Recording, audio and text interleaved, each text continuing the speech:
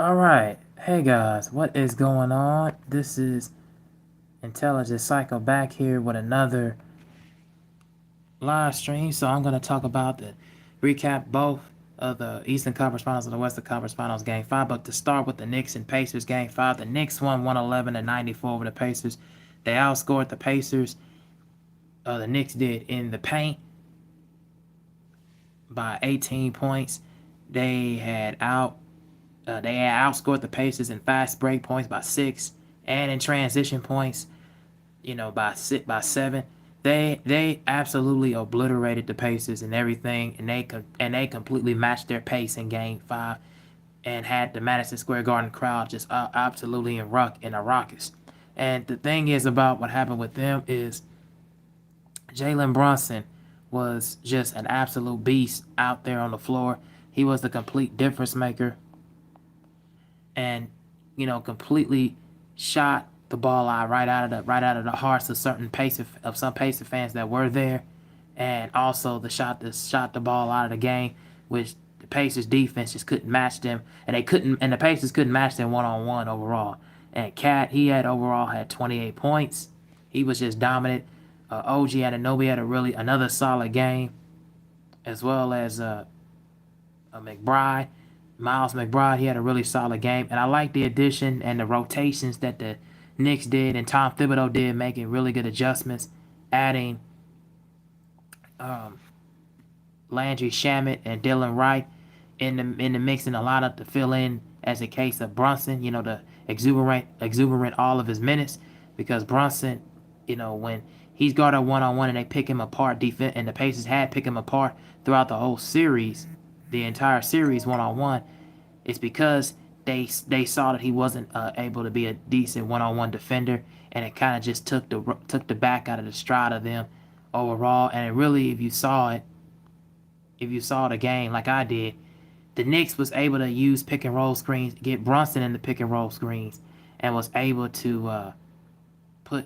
was able to put the shot of the dart and try to limit a lot of his the Pacers overall in the last 4 games was able to limit his penetration. It was able to limit his drive to the rim. But here, what Tom Thibodeau did was make Brunson play a lot off the ball, because he's not used to doing so, because the Pacers was picking him apart defensively in so many ways, in so many instances. And also, what the adjustment that Tom Thibodeau made was adding Mitchell Robinson and Cat in the lineup, both of them in the lineup, making it harder for the Pacers to go inside the paint and go inside the cup.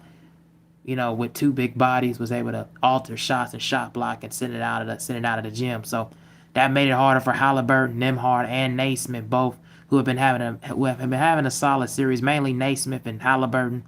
And Halliburton, to me, was quiet for the Pacers. He did not have the kind of game that I was expecting from last in Game 4, where he had a triple double. He was completely quiet because he was mainly noticing. And if you notice in the game, he was kind of figuring it out that the Knicks was playing a lot of pressure on him, pressure on the ball, and pressure on him. And so the defensive adjustments the Knicks made kind of slowed Halliburton, and also slowed the Pacers' pace down, as they've been dominating the whole entire series with the pace. They just couldn't do it in this one, because the way that the Knicks was able to just neutralize, everything that the Pacers in the entire series had thrown at them. And also, Brunson did another thing that was really nice as well. Was he was able not only to play out the ball, but get into his shots at the free throw line, and also was able to drive and penetrate and draw a lot of the Pacers players in foul trouble, and as well as Cat getting inside the lane and getting inside the cup instead of settling for threes, which got Miles Turner and Tony Bradley both in the foul trouble, because they couldn't stick with him 1-on-1 unless if you draw on a charge. They just couldn't do it. They could not been able to stick what was the game plan, what was going on. So that with being said, for the Pacers, the problems with the Pacers, what they had was they started settling for too many jump shots, and they had not been doing that any and everywhere the entire series. And the reason why they hadn't done that is because they would kept moving the ball around and getting inside the cup, and they had ball rotational movement and on ball. They're not the best defensive team in the league or in these entire playoffs, but what settles it for the Pacers is the turnovers. the Knicks have got to control their turnovers, because if the Pacers had any chance of scoring in the second half with the amount of turnovers, the Knicks had at least about 18 turnovers. And if the Pacers had ever scored at least 20 points off of those 18 turnovers, or get into a transition three or transition buckets like they've done the entire series, then the game and the outcome of the game would have been a whole lot different.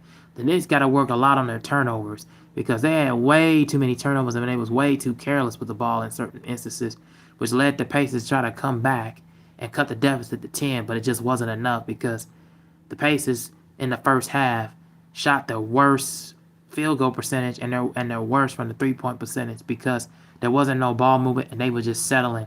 I mean, they were just doing a kick out and settle for a three, kick out and settle for a three. There was no fluidity, no flow, no effort. It just did not feel like they was really putting their best effort and trying to get it going. So that was my thing. That was a big problem for them. And defensively, they got killed one-on-one on every matchup penetrating to the paint. And Rick Carlisle's gonna have to look over with the guys and say, "Hey, you guys have been getting killed one-on-one, going transition, go and out in transition, and also one-on-one when they are penetrating to the basket." He's gonna have to tell them, "Guys, you gotta have to step up in this thing. You cannot just let them get whatever they want." And that just goes to show you that the adjustments just was not made in Game 5. But Game 6, when it comes down to it, because it's in Gainbridge Fieldhouse on Saturday at 8 Eastern Standard Time on TNT. The Pacers have got to start off hot and start off fast and really get the pace going and the flow going. Because if they don't and they play this half-court game what the Knicks is playing, they're not going to win the game at all. And that's going to be a big problem for Indiana moving forward. If they cannot get to their pace and play their style of ball, then it's gonna be a long series for them. And I just don't want to see that to happen, because I know they didn't get this 3-1 lead and then end up having to blow it at some point. That's just not what I know, from the Pacers and watching them over the years. They're known to, even though they have over the years that have been blown double-digit leads, and no 20-point lead is safe, especially in these playoffs. That's the thing that's going to be a thing that's going to have to worry about if you're the Pacers. And it's going to be a thing that you got to worry about also if you're the Knicks too, because if you get a double-digit lead, you don't want to blow it and you don't want to spoil it. And so that's the thing that I would be worried about if I was the Knicks. I would continue to try to make adjustments if I was Tom Thibodeau. But for the Pacers, you got to start off fast and you got to start off at a high pace and get to the basket and penetrate. That's the main thing I would say for them in Game 6.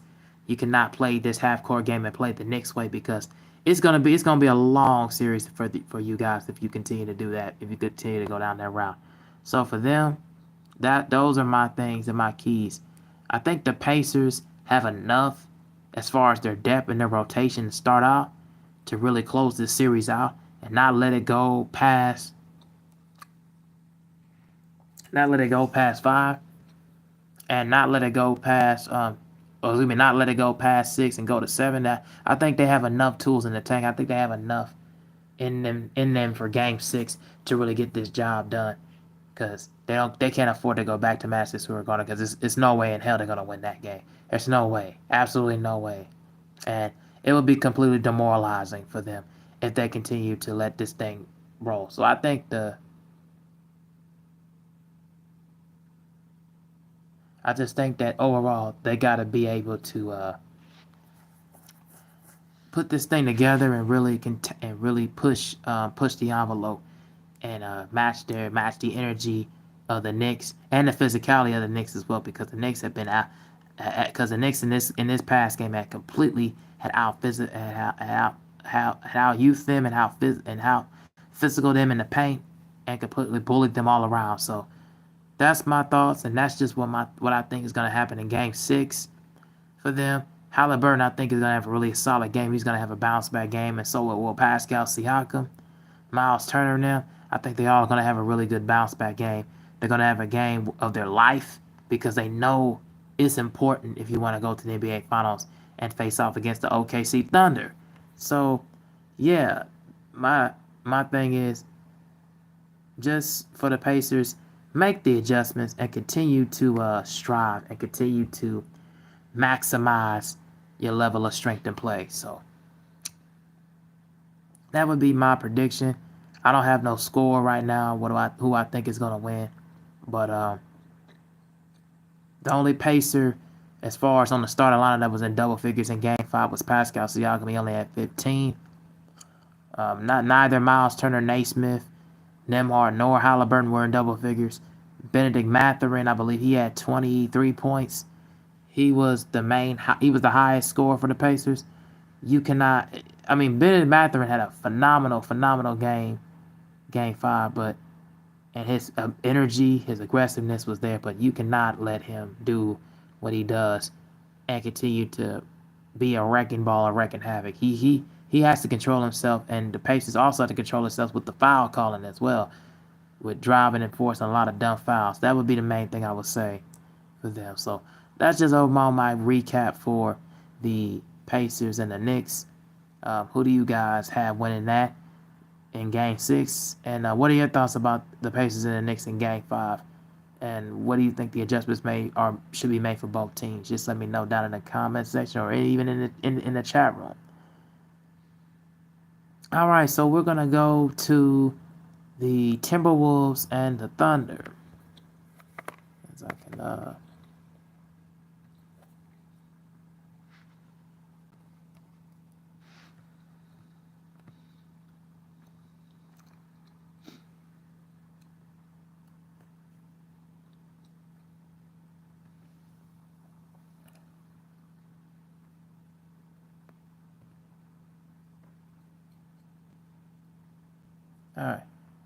And we're gonna go to the Timberwolves and the Thunder. So the Thunder are going to the NBA Finals for their first time with Shai Gilgeous-Alexander, J-Dub, Jalen Williams, and Chet Holmgren and Coach Mark Dagnall.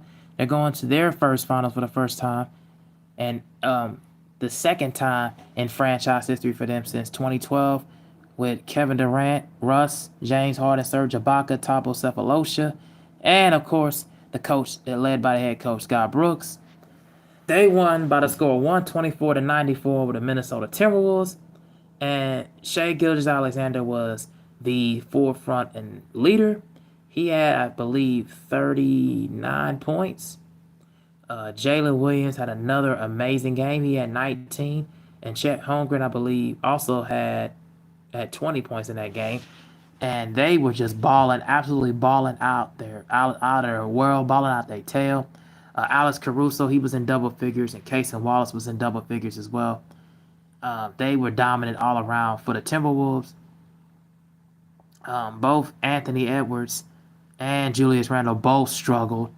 But Julius Randle finally came about in the second half. In the third quarter, he scored 13 of his 24 points in the third quarter. So that was the one thing that was a positive for them. But Anthony Edwards completely got shut down. He only had 12 points, and he was like 4 for 16 from the field. And starting towards the finish line, towards the tail end, I think he had like 15 because he went to the free throw line. But he completely struggled the whole entire game. He was just horrible. And not only him, the Timberwolves was horrible because they wasn't hitting shots at all. They was dang near in the third quarter. And they barely even got to 50 points. They was about to be towards the end of the second quarter. They didn't even crack 40 points. I mean, it was just absolutely awful of how bad they played in the first half. I mean, it was absolutely atrocious how bad they played. And I didn't even watch the rest of the second half because it was just atrocious of how bad they played. I would have thought it would have been a little bit more competitive. I wasn't expecting the Thunder to blow them out by more than 30-some points. That wasn't in my bingo card. I knew they was probably going to win the game, but I was going to say at least by 10 points, 10 or 12 points. Okay, that's reasonable. To blow them out like that by 30 points, I mean, I don't even know. I can even question that the Timberwolves even practiced in that game. I mean, it was just absolutely atrocious how bad everybody played on that lineup for the Timberwolves. I mean, it was bad. And to the point where it was just like, you might need to make some complete changes.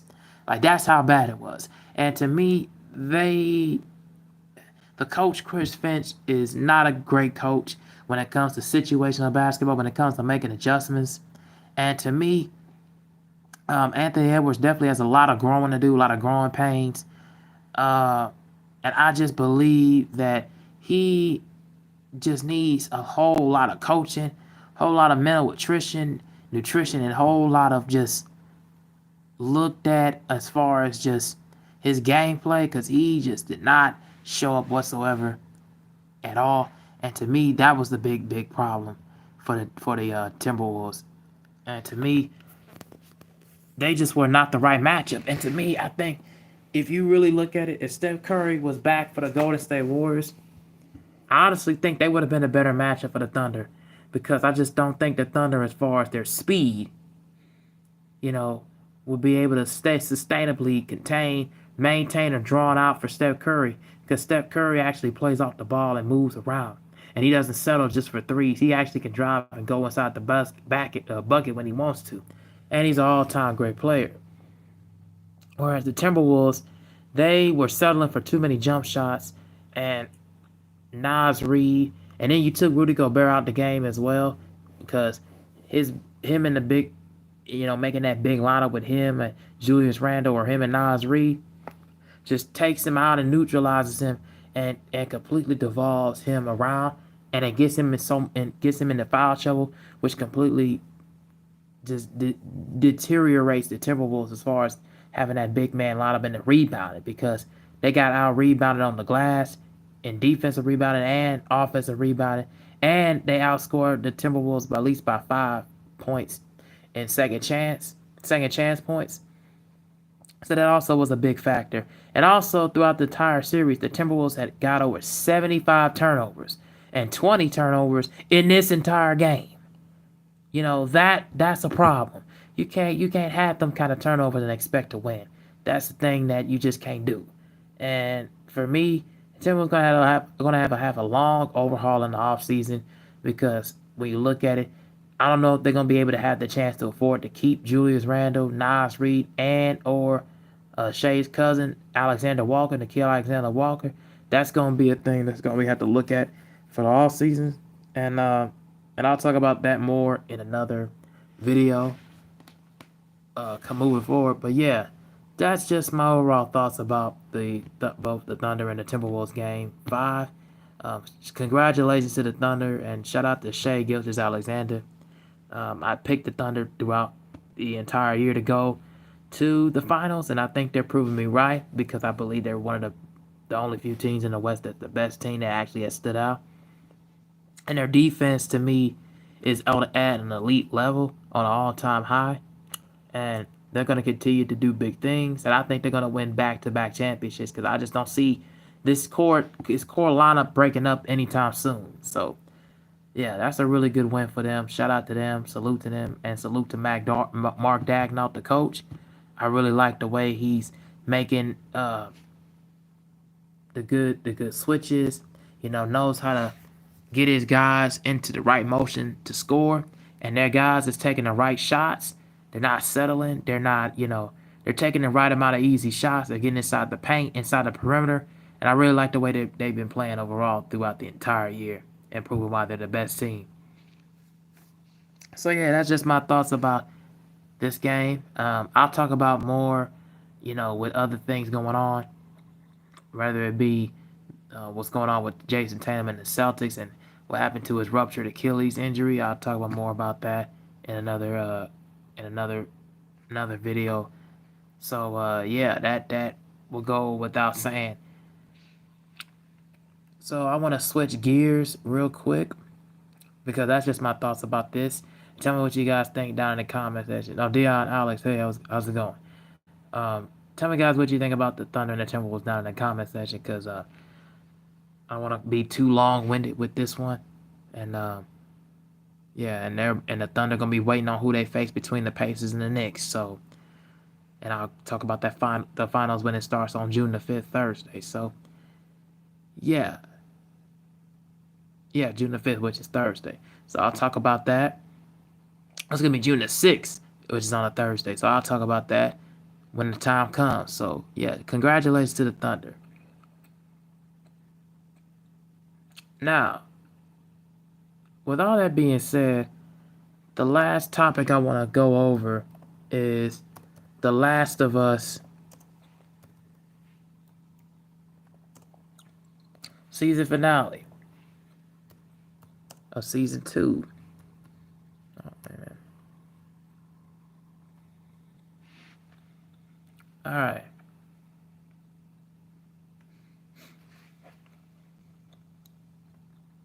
Let me see something real quick.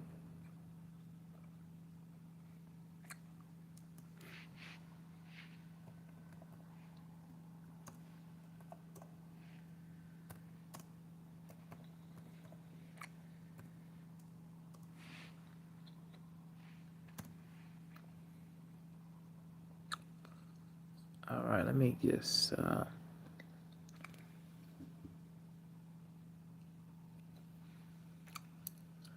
right, so I want to talk about The Last of Us season 2 recap. The episode 7, season 2 finale for The Last of Us is called A Wolf at the Door. So we kind of go into detail about Joel and Ellie, and Ellie is trying to still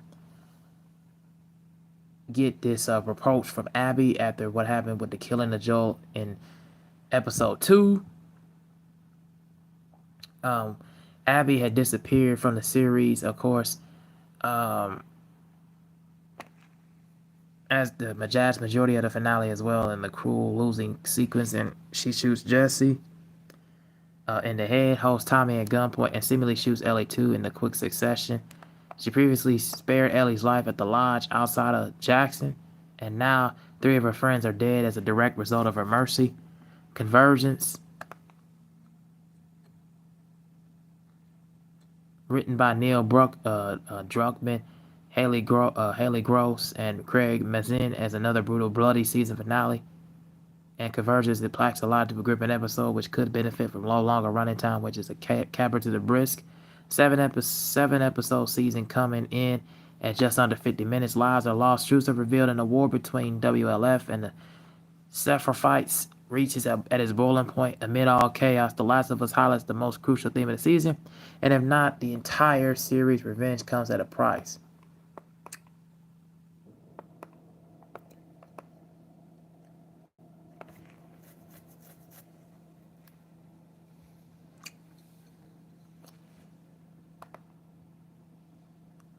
That Ellie lost because of course, there's a flashback episode of what happened, guys, with Ellie lost when Abby killed Joel.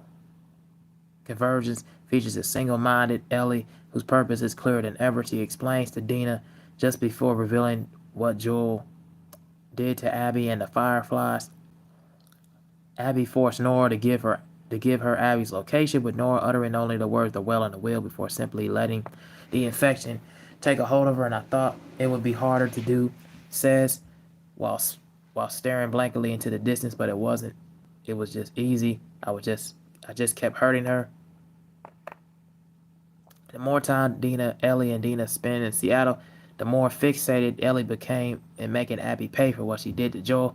No matter how much danger she puts Ellie and her friends on, at the same time, Ellie's sense of morality is growing increasingly murky, and perhaps herself is just much of the audience as she retains remnants of her savior complex while trying to have her best approach to key decisions. She believes that Joel would when Ellie and Jesse leave with recovering Dina behind the theater in a search for Tommy, and Ellie nearly jeopardizes their safety to save the young Sephiroth from the pack of wolves. Um, I wanted to talk about more about this episode as well. What's kind of crazy is, as I'm going through more or less talking to you guys about what happened between Ellie finding about Abby killing Joel and this whole convergence angle, and of course, talking to her lover at the time, Dina, about what Joel did to Abby and the Fireflies, and of course, Nora wanted to know about her location. I saw everything I saw about this in the episode, and kind of just shows me about how much all these characters have something to gain and have something to lose. Actually have nothing left to lose, but a lot more to gain at the end of the day. And also, it kind of just shows me a lot about, Dina and Ellie and their rocky road relationship, Abby and her, relationship and their back and forth chemistry with the Fireflies, and what happened, why they killed Jill in the first place, like they did in the game. Uh, and of course, the WLF, seen in the Seraphites, um, and of course, what happened with the bite of Ellie, as she continues to, try to heal herself and be, immune to, the zombie bite and whatever and whatnot. So it kind of just shows me about what happens when things do not always go your way. Things might not always be on a separate way and separate turn and separate tides and turn and separate shift, and it puts it all into perspective about how it's important to be mindful and be more beheading and more mindful and be more beheading of like the spirituality and just overall just like fighting for survival and survival at the fittest, survival at the utmost preconceived notion, and at what cost. Between what happened with the WLF and the Seraphites, Ellie and her fight and her quest to try to find the truth and try to find the answers, and also to try to find and discover her own self as she continues to embark herself on this violent but preoccurringly explosive journey.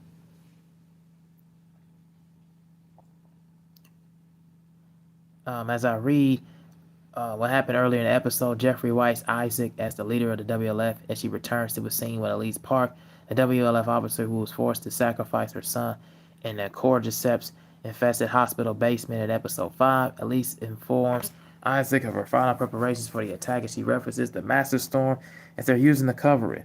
And they avoid speaking about any specifics of their plan, that this battle could be all for nothing for the WLF, and Isaac is prepared to die in it, and yet he's more concerned about Abby's whereabouts. As one of his best soldiers and his potential successor led the WLF has gone AWOL at the most crucial moment.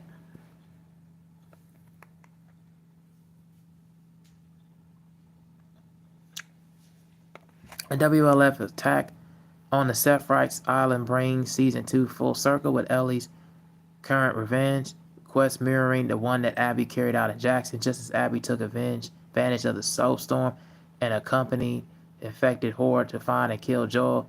Ellie is now using the cover of another fateful weather incident and battle to go after Abby, but at first she needs to go through Owen and Mel. So I'll talk about more so with this part. What happened with the cordyceps, you know, and Jeffrey Wright's character Isaac was very, very crucial and very important as well, because we saw I remember seeing that scene with the officer and her, and of course the WLF officer and her son, and of course that when she had to sacrifice her son, in the better cause of herself, and also that was a wild and crazy sequence as well. Um, and I just could not believe what was going on. It just made me kind of just quench and just in morally encompassed in awe. And then what happened also, what Ellie was still Ellie's trying to seek revenge out of Abby because of what happened with her killing the Joel, and she has to go through Owen and Mel. So the battle between what happened between going through Owen and Mel in that episode, in that part in the scene, she trying to find answers about what happened with Abby and where her location was at. Owen and Mel wouldn't give her the location until she ends up pointing a gun at both of them, and then they end up giving out information about what happened to her, and we end up seeing that she wasn't looking, and they didn't give out the answers to her and give out the answers. Owen and Mel didn't give the answers to Ellie out in time, and so Ellie ends up shooting Owen and Mel, and that was still part of what Abby was as we later on see the kind of sacrifice. And basically, when we get to that part about accidentally killing Owen, and accidentally nicking Mel in the process after she killed Owen, we end up seeing that Abby is still on the map, is still on the run. And then when they finally met their match towards that end, and Ellie's still struggling to retain humanity, she ends up having a conversation left with Mel and conversation with Abby, excuse me. And when she had that last conversation with Abby, it just all hell was breaking loose. The overall cinematic feel, the theme, it just got darker and it got grimacing once we got to that point.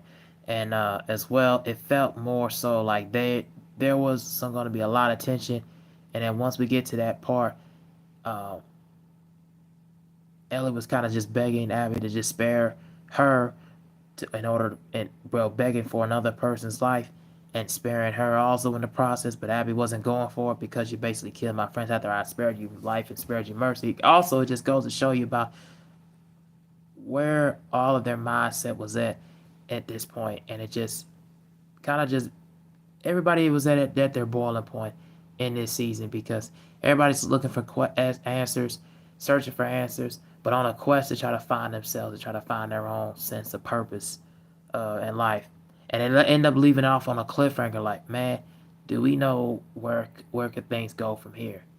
So yeah, those are my thoughts about The Last of Us season 7 finale. Excuse me, season 2 episode 7 finale. Tell me what you guys think about The Last of Us if you are watching season 2, and if you are in tune what happened with all these characters between Tommy, Abby, Ellie, Owen, and Mel, and everybody, and Isaac and the WLF officer and all that, and also Joel, and also the flashbacks from throughout the entire season. Tell me what you guys think about uh, the season finale, and also tell me about your favorite episodes in the show. What you like about them and why? Um, I'm gonna be heading out of here, and I'll be out of here with you for you guys. So this is just my recap of the season 2 finale, and I will get back at you in another video and talk to you in another video. Thank you guys for watching, as I will be getting out of here.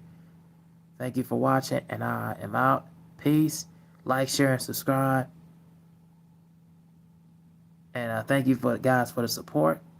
And yeah.